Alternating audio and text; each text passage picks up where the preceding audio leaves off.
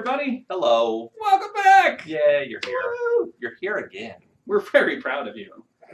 Your mother and I would like you to know that we're very glad that you chose to join us once again. We support anything that you do. We support whatever lifestyle you choose to lead because we love you. We do. I'm going to go get a drink.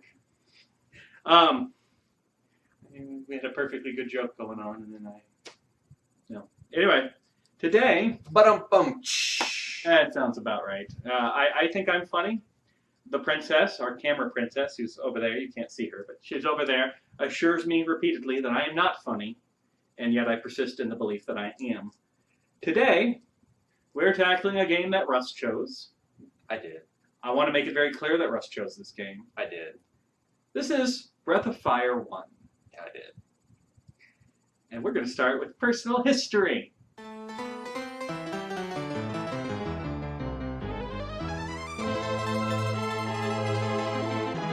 So, like most every game that you're going to see on this series, I own it. I own the Super NES cartridge of this one as well. I've owned it since the 90s. It has the amazing Americanized or Westernized box art that JRPGs were known for back in the day.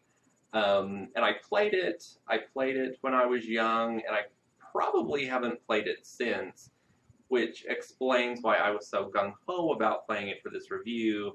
And then, of course, you're going to hear my thoughts about it later in this review. But again, this is my original cartridge. I'm not burning this one, and I'm also not giving it to Jeff. So that's it. I don't really have a personal history with this game. I played it for the first time 5-6 years ago. I was on a kick to try and play all these JRPGs that I never did growing up. That particular kick is what eventually became the seed for this project, for us to revisit all these things and me to visit a lot of them for the first time. I played it back then. It came out in 1993. It's developed by Capcom. It kind of created the template for the series because a lot of the games in the series as it goes on, they all feature the same looking main character with the same default name. They all feature a winged girl named Nina who comes from Windia. I'm not entirely sure if they're all set in the same world or not, but it's very... This game did set the template for a very successful series. But my personal history with it is limited to I played it 5 years ago, and I suffered through it again for this review.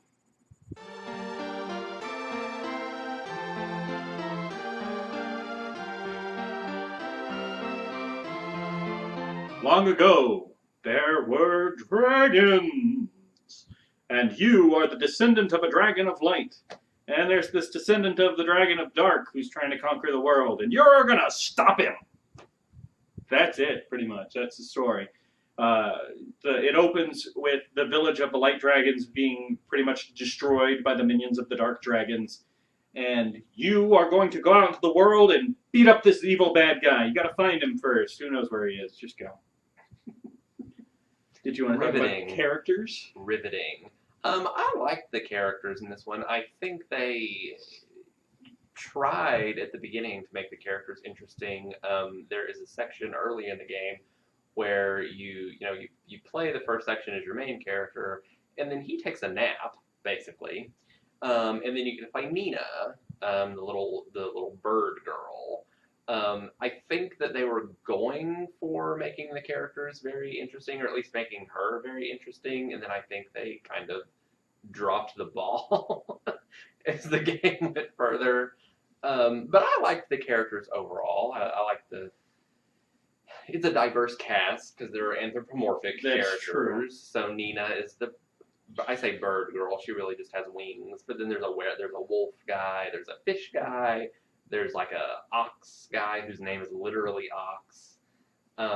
My favorite personal character is Blue, who is a Lamia. She is a Lamia demigoddess mage, so I think she's outstanding. She's also way overpowered. Yeah, but I'm okay with that because she's on my side. Right. The anthropomorphic creatures do give the cast a lot of variance. There's a wide variety of characters, but it raises some questions in this world. because at one point you actually attend the wedding of a fox guy and a human woman. Yes. I'm not sure if I'm in support of this marriage of beast and man. You're a Trump supporter, right? No. I'm not sure what to make out of it. Apparently this world is a furry's paradise.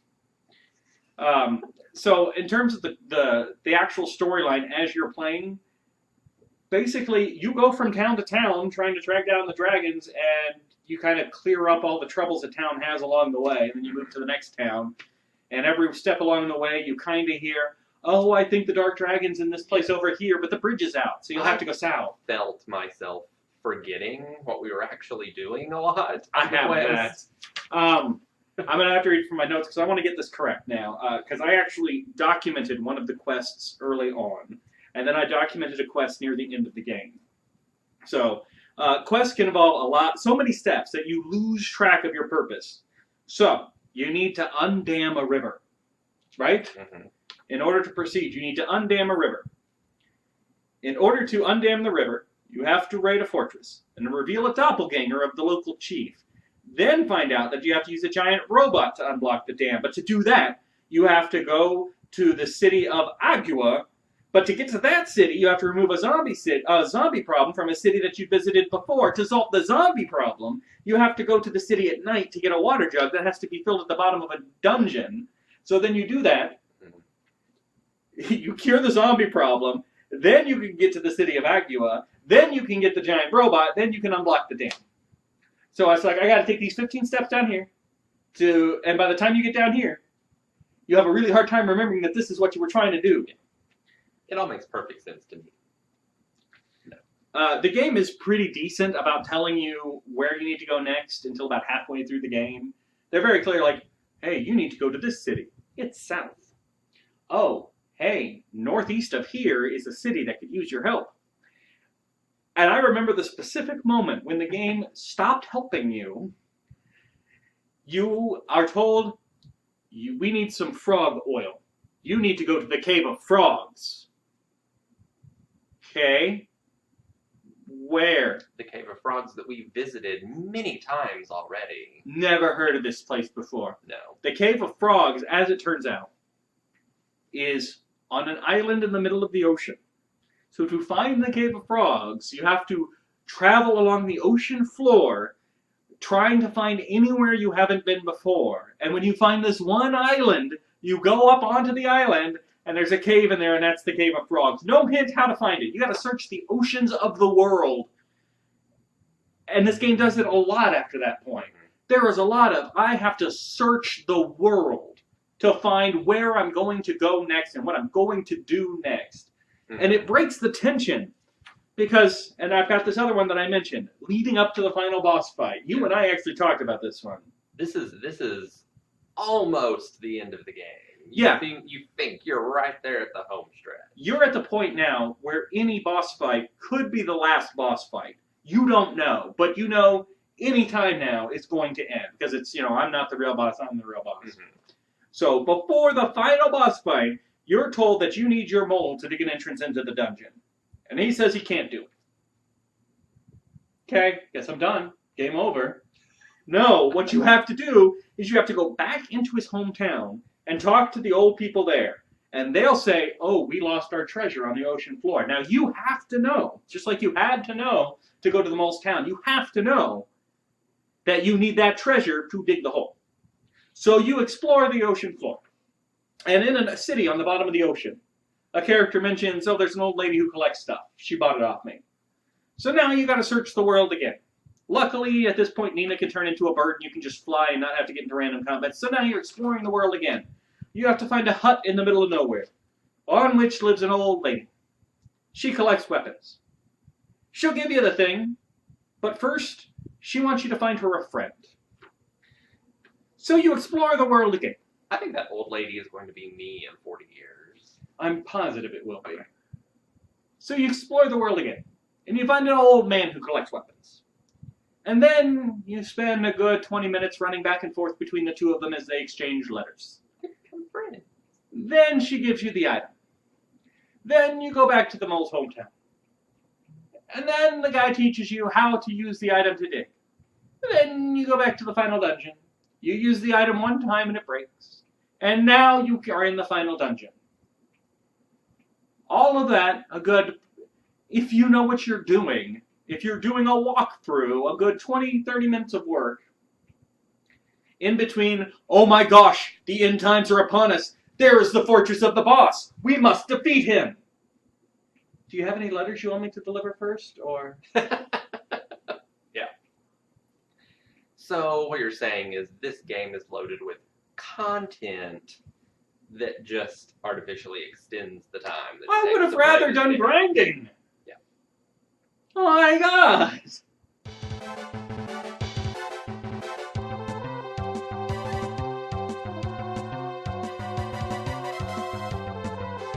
So the combat system in this game is nothing to write home about either. I think it's very limited. Most characters can generally just attack or use magic, but not a lot of the characters know a lot of magic, so it kind of just comes down to attacking.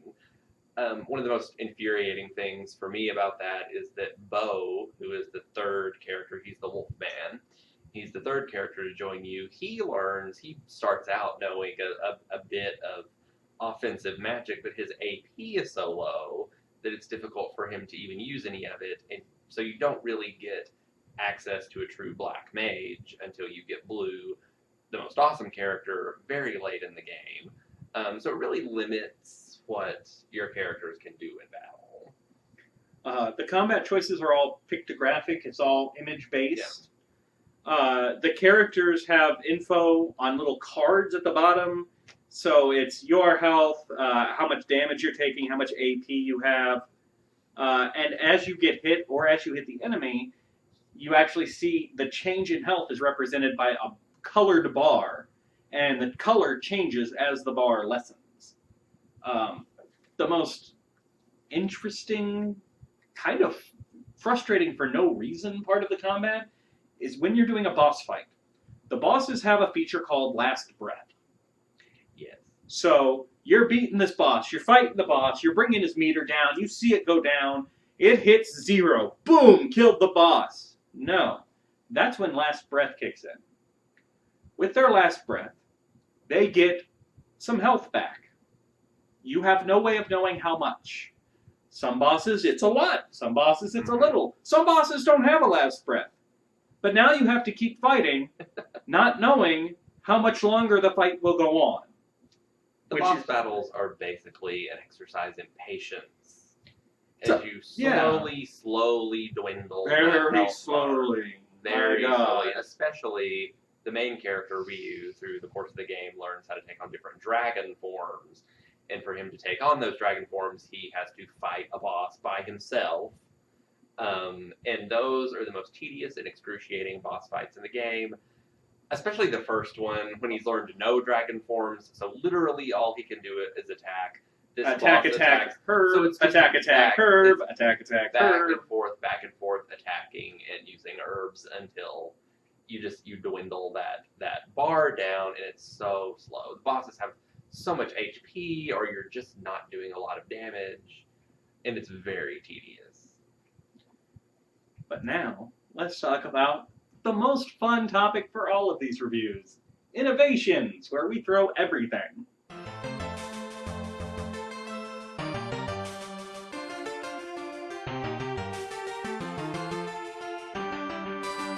So, I didn't enjoy this game that much. A lot of it I didn't enjoy because of the flow stuff like we talked about before. It breaks up any kind of sense of drama or urgency. But I will admit this game has a lot of innovations, a lot of things that it does differently from any other JRPG. It's the first game that we've played in this show that had an auto battle system, which I like for grinding. I'm not a big fan of grinding, but if you give me an auto battle system, I can tolerate it a bit more. Also, this game is pretty good about making it clear where the good grinding spots are. There's a couple of spots that particularly have enemies that grant a disproportionately high amount of XP and gil, or gold, or whatever it's called in this world. I forget. Zenny? Zenny? Zenny is what it's called in 3 and 4. Yeah. gold, gil, zinni, currency, whatever it's called.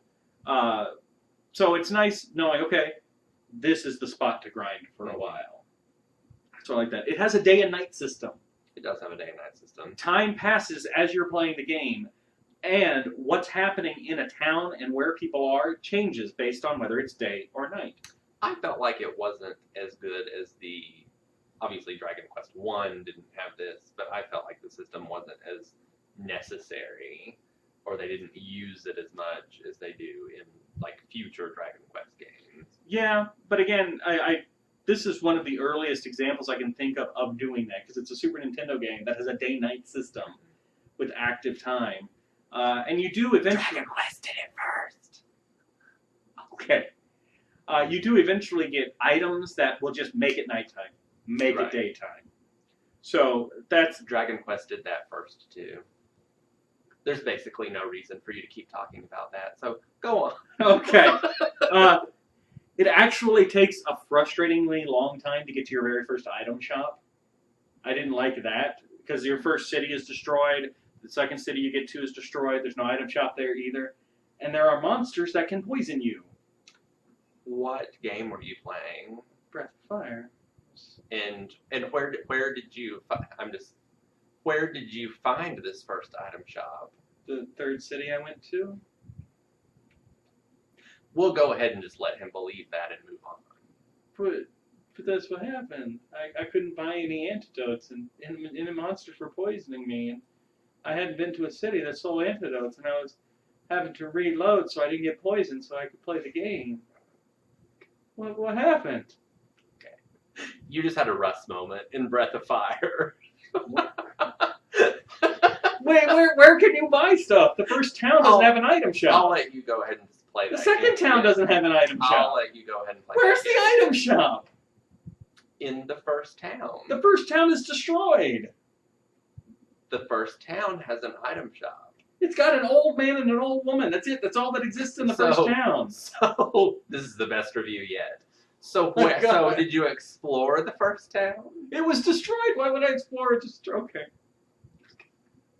I just love that you had a Russ moment, which I don't think we've explained on a video yet. So we will have to explain that. All right. I'll explain it so I can feel better about myself. Many, many years ago, the princess, who again you can't see, but she's over there. The princess was over at my place playing a game called Wind Waker, Legend of Zelda, right? As many of you probably has. There's a particular puzzle where you have to pick up a ball, and you carry it over, and you drop it on a pad, and it unlocks a dungeon. Pretty simple. I didn't explain it to her. She was playing this game for the first time. She sees the ball, she picks it up, she runs over. Russ swings by the apartment to visit. And he's watching her play this game. And she picks up the ball, she walks it over, and she puts it on the pad. It's about as simple a puzzle as you can get. And Russ says, "You can pick that up?" Because I didn't know. I spent so long, like, hitting it. Because if you hit it, it takes a couple seconds to disintegrate. So I just spent hours and hours hitting the thing, and it would roll, and I'd hit it, and it would roll. It took me forever. Mm-hmm. A little bit later, Princess is playing, and there's a swinging rope puzzle where you have to jump from rope to rope to rope. So Princess jumps on a rope. She stops swinging, readjusts herself a little bit, turns a little to the side, starts swinging again, and Russ goes, "You can stop and turn?" I didn't know that. I spent hours trying to figure out how to exactly line up my jump so that I go from one rope to the next. Russ is the greatest and worst video game player in the world. I'm a savant, basically. Because he can't find any of this intuitive, natural stuff that Princess, and I would imagine most people, just pick up. They're just playing the game. I'm just going to pick this thing up. Russ goes, "Well, obviously I can't pick it up. I'm going to spend hours finding a way to solve this puzzle." And I did. And he does. And I did. He manages to solve these puzzles in a way the programmers never imagined would be possible. And so that became the terminology for me and a lot of my friends. We text each other whenever we come up, and I just had it, apparently. Apparently, I just had my "you can pick that up" moment, because there is an item store that I could not find. I would like to have watched you go through Breath of Fire for the first 3 towns? With Did you like restart every time you were poisoned? No, I had to say no because you find some antidotes in like chests and stuff. Right. So it only got bad once Because I was in a volcano or something. Yes, there are little bugs that poison you constantly. Yeah, it got to one point where I did have to load a state and try and avoid one battle. I wish there was video of that. There's not. Okay. Sorry. Speaking of odd little towns, there is one city where, as you walk into the city for the first time, you walk through the city's graveyard. Does that city have no tourism bureau at all? Because when you design a city, maybe you don't want to put the graveyard right out front. Back to real innovations, though. Different characters in your party have different abilities on the Overworld map, which leads you to, like, hunting, walking through woods, flying, turning into a fish, opening traps, unlocking doors. That whoever you put in the lead of your party has different abilities. The frustrating part is, though, you have to go through a menu and so many button pushes to change who's in the lead. So, I'll stop you there. Did you use the button shortcuts?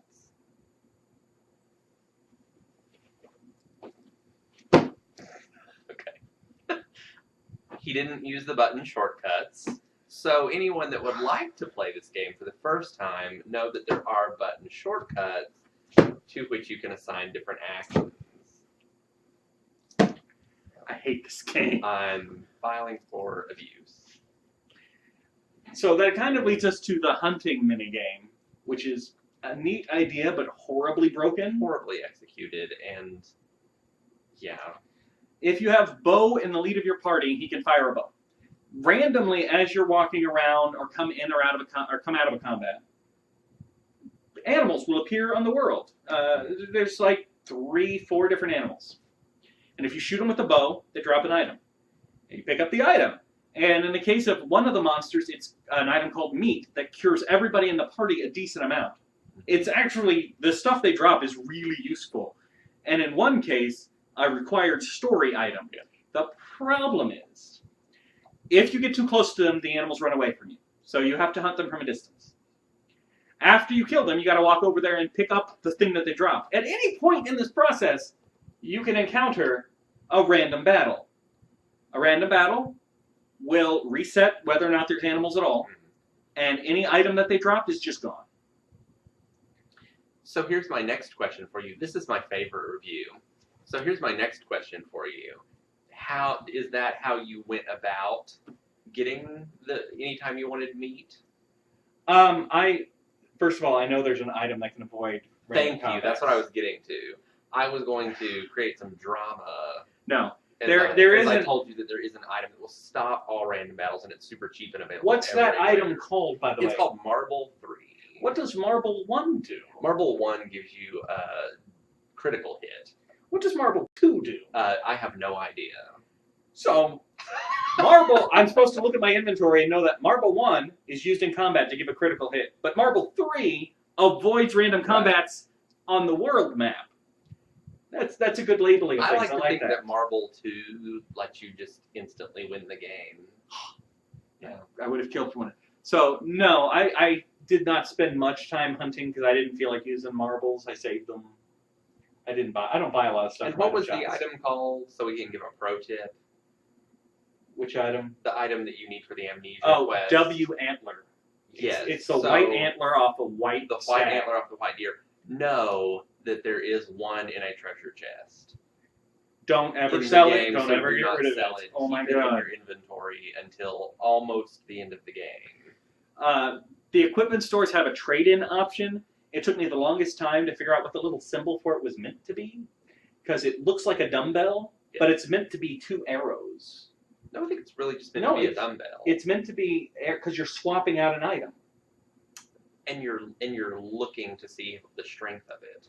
Well, you can do that even without the swap feature. You can look at the stats, but there is. We talk about buying equipment a lot in these reviews because it always bothers me. Breath of Fire does it right. Because you have a couple different ways. You could just buy stuff, or you can actually compare the stats and trade in what you currently have. which means if you don't quite have enough money for that next sword, you can try and swap it in, and it'll be like, oh, I'll give you 5,000 for that sword you've got, and now you can afford it. So there you go. So that's kind of nice. They give you 5 seconds worth of credit, where I've played games before where if you want to do that, you actually have to unequip the only sword you've got, sell that sword. Now I can buy the new sword. So this game at least prevents that. Hunting is horribly broken. Fishing is just dumb. Yeah. There's a fishing system, but you automatically win, provided you have the right rod and the right bait equipped. And there's 5 different rods, and some of them are stronger than others. One of them lets you fish in wells. And you have to do it to get the true ending. Yeah. In order to get the ultimate dragon armor, you have to go fishing in wells on the world map. So you have to find wells in the middle of nowhere and sit down and fish in them to get your dragon armor. There's actually a couple of cameos from other games. Arthur from Ghosts and Goblins, his picture shows up in a lot of little houses. Mm-hmm. And Chun-Li actually shows up if you meet the right set of circumstances. Chun-Li from Street Fighter shows up for just a second. I like that occasionally at the end of a long quest, the game will fast travel you back. Like if you have to go into a dungeon to do something. Oh, good, we did that thing. Let's go back to the town. Whoosh! Mm-hmm. Thank God for that. I could use Marble 3. I knew about Marble 3. I used Marble 3, all right? I really like that characters who aren't currently in your party level up as well. Yes. They get experience as well. That is a pet peeve of mine in games where that doesn't happen, so that is fantastic. Like a lot of games, a lot of JRPGs, this was a fantasy game with some sci-fi elements because you had the giant stone robot who got depressed and threw himself into a volcano. He did. That was sad. Yeah, you get the giant stone robot that commits suicide. I didn't like that the cutscenes would change your party members or unfuse them, which I guess we should have addressed first. But Yeah, I was going to talk about the fusing. I really Go like right the ahead. fusing. One character in your party named Karn, who is nothing to write home about on his own, has... And originally was black, but when it came to America, they made him white. I didn't even know that. I learned that researching this review.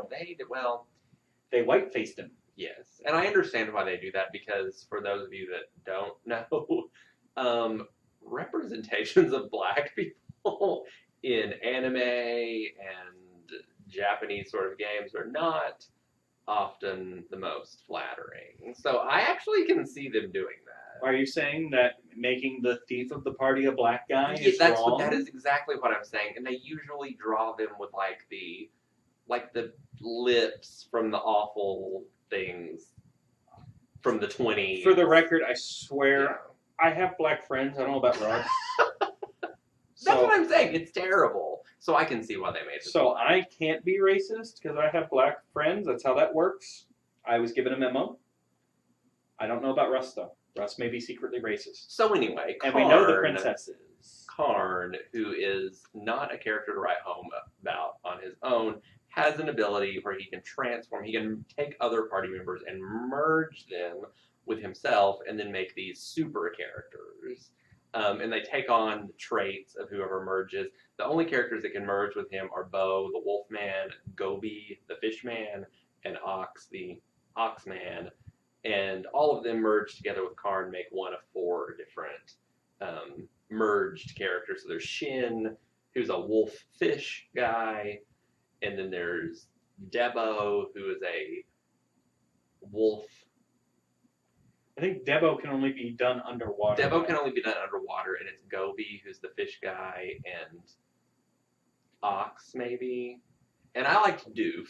Doof is the big, strong guy. Doof is the strong man. You need Doof in order to unlock other secrets. There's a lot of secrets in this game. Yeah, there's a lot of hidden rooms and things. There's a lot of secret abilities for the main character to unlock. And even some of these transformations, each of these 4 transformations, you have to find the guy to teach you, and they're all hidden. And then you could play the entire game and never find these transformations. And I don't think, when I played it back in the day, I don't think I found Doof or Puka. Puka is like the ultimate transformation. Yeah, Puka's amazing. He's all of the guys transformed together, and he's this little... He's a little flying dragon. He's like a dragon seahorse duck thing, and he's green, and he has 999 HP. And yeah. So I really like that trend. Yeah, because what it does, I often have this problem in JRPGs where I like having a choice of characters, but inevitably I pick the characters I want and that's it, I'm done. Like, I want this character, this character, this character, I am never playing as these other characters. This ability to fuse kind of gives you the ability to still feel like you're using those other party members, that they're still a part of the team, that they're still doing something. Although the problem is, as I mentioned earlier, when you have a cutscene and your characters come out and they have their little dialogue, it will rearrange your party based on whoever was in the cutscene. Mm-hmm. And sometimes that'll be right before a boss fight. Right. I had that happen once where it changed my lineup and then made me fight a boss. And I was like, but I don't want the fish guy. I don't use the fish guy. He was terrible on his own. Yeah. Why are you giving me the fish guy? And it unfuses you. And I just spent once I got the ability, that's it. I was always fused. Yeah. There's no reason not to. There's no cost to it. And there's a similar thing that happens with the main character. He gains these abilities to turn into more and more powerful dragons, the final of which he actually fuses with whoever's in the party during the combat and becomes this ultimate dragon. I found that the dragons weren't really useful at all outside of boss fights. No, but in a boss fight, you just turn him into a dragon and let him go.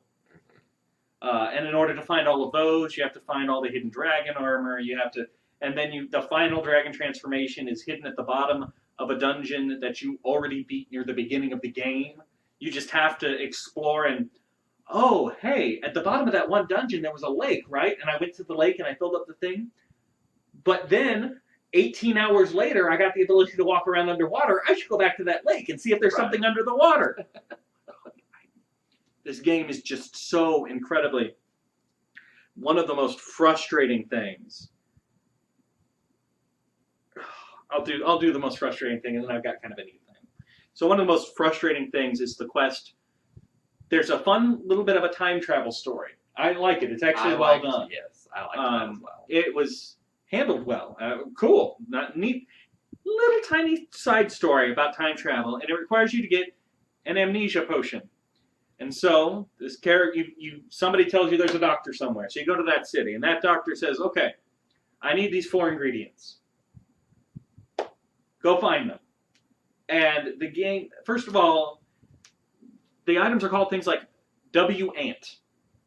That's white antler off of a white stag. How do you know that? You don't. Sea nut. He just tells you need a sea nut. Guess what? You can't buy sea nut anywhere. It's not for sale. What you have to do is go to a tropical island, go up to one of the palm trees, have the big strong character Ox in the front, and have him punch a palm tree to drop a coconut. That's how you get sea nut. And I don't even remember what the 2 other things are, but it's equally... one of them is an item you can buy in stores. But then W-Ant, sea nut, and the other thing are just... Here's an item. Scour the entire world, touch everything with everyone, and hope you can find it. I never could have beaten this game without following the walkthrough. No. And I had to follow it religiously, step for step. I got through maybe the first third of the game without one, and then I just had to turn one on because I had no clue what to do anymore. This game does that to you so often. Go to the frog cave. It promotes exploration. Again, I have to try and put myself back in the mind of the time the game came out. Yeah. When there wasn't the internet, where there wasn't 1,000 other things I could be doing. If I want to enjoy this game, all right. I guess part of the fun was exploring this entire world and figuring out everything. And I didn't even know. You're the one who mentioned to me, and you can go ahead and cover it. There's multiple endings. There are. If you don't get the dragon armor, like we were talking about in the well, and therefore you don't get the ultimate dragon summon, then you get a bad ending. You have to have the ultimate dragon form to get the good ending of the game, and there is a bad ending. If you don't do that, and I know because that's the ending that I got when I first played this game. Since I was following the walkthrough, I got the good ending. I did not know there was a bad ending. This is also the 3rd game of the 4 games that we've reviewed where the villain offers to let you join his side. Let's see. In Great Greed, it ends to a cutscene that makes you redo the decision endlessly over and over. In Dragon Quest, it just kills you, game over. In this game, the henchman of the final boss says, "Join my side." And if you do, he asks you to stand still. Just wait right there until I'm ready for you. If you move, he gives you the option to go ahead and fight him anyway. And I think he takes off some health every time you move because you're not listening to him.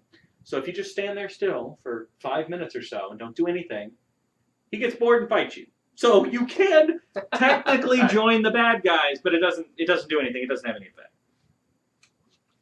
And then lastly, there was a dream world that was actually kind of Persona-esque in the concept because you meet the fragmented personality parts. So you're crazy? So you're a crazy person. You meet the fragmented personality parts of the mole. I'll just say this. I hated the mole man. He's because useless. He's useless, and it had gotten to a point in the game where I was just ready to beat the damn Dark Dragon. Yeah, you get him near the very end of the game, and at that point, you're just like, you know what? I've got my party. I don't need you. It's like you're just extending the whole reason. That's great. You here. can dig. Now I can find more secret stuff. So I'll just take your word for that was interesting because I wasn't really paying attention. I find it interesting where you give all the different aspects of the personality their own character to talk to. And then they had that boss that instead of being able to see how much damage it had, it actually started out as like 4 blocks of color. And as you damaged it, it resolved into higher resolution until it actually became something you could see. Although the spinning dungeon was inexcusably difficult. All things just to extend the playing time. There's a dungeon where you have to walk on. It's just thin rails. The whole dungeon is thin rails going off in all these directions. And every now and again, there's a square. When you step on one of those squares, the whole dungeon spins around, and now you don't know which way is north. You don't know which way you just came from. And it's not one of those where, okay, if I pay very close attention, I can actually see. Okay, so that one's now that way. No, that doesn't work. It actually spins around fast enough that you can't keep track of it. So it's just frustrating. I can't imagine how to solve that without a walkthrough either, other than taking forever. Yeah. This was back from a day when there were just fewer games. So if you needed, you're beating me again. You made me play this game! If you needed to spend hours and hours just trial and error, you could, because there weren't a million other games you could be playing. All right, so we're done with the bulk of the review, but we still got music.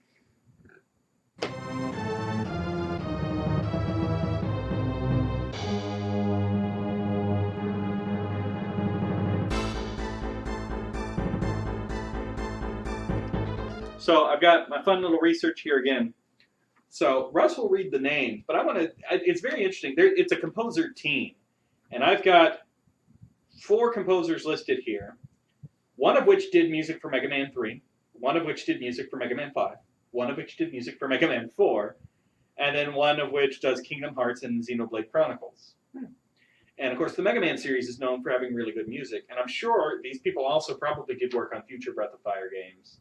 Probably. But Russ will now read the names, and oddly, 3 of these 4 are female composers. Oh, well, good for them.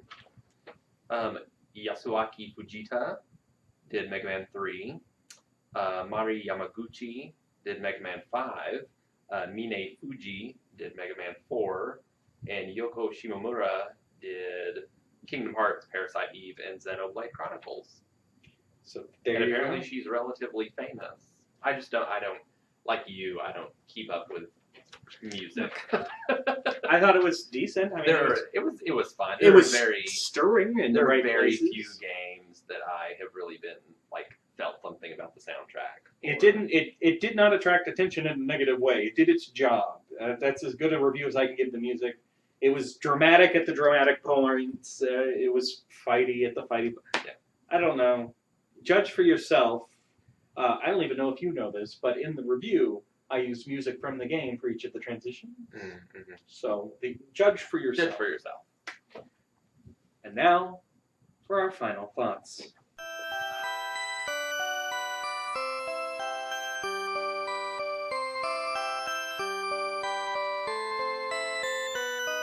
So, I selected this game for us to play, and I selected this game because I had fond memories of it when I played it, roughly 18 years ago.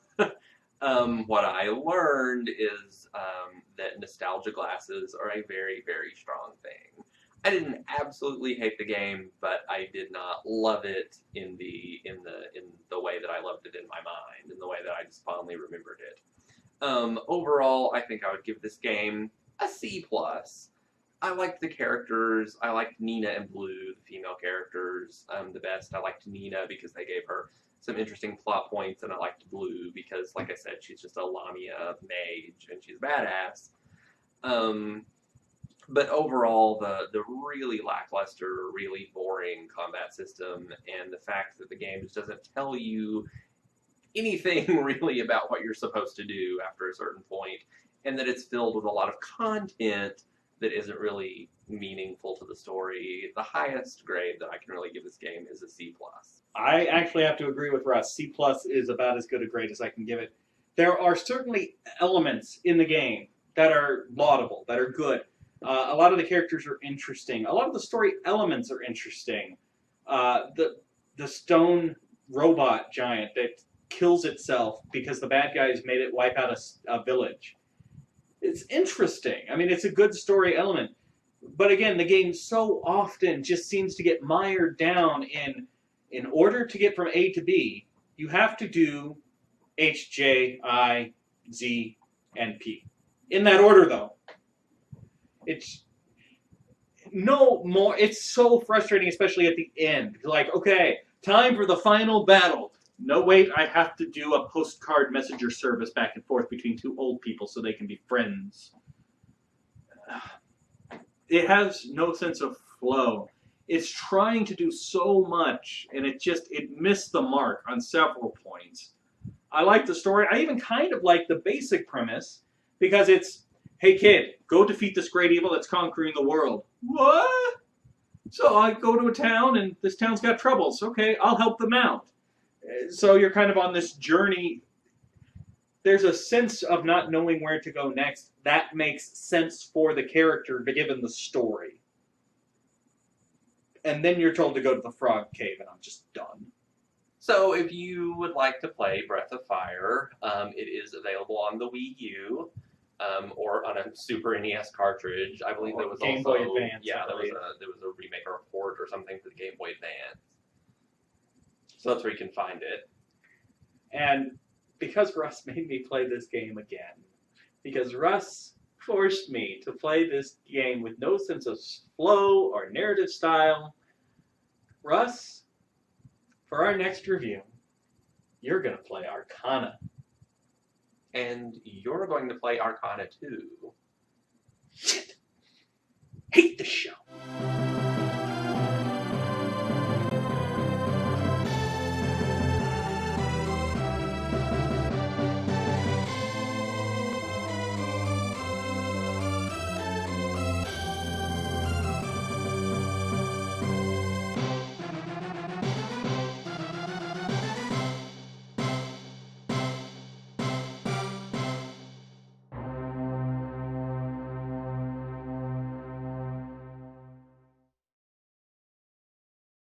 Hi, I'm Luke Bryan, two-time CMA Entertainer of the Year. If I ever learn how to read, I'm going to read The Great Platypus Caper by Jeff Hillary because I believe in supporting fine literature. I'm Luke Bryan. Hi.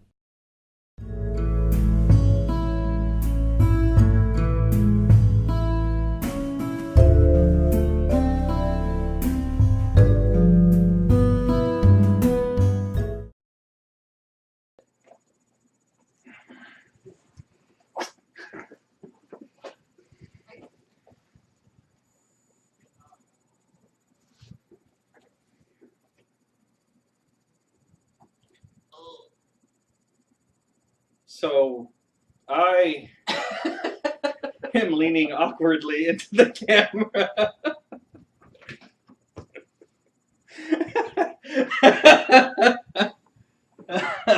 I think I'm funny.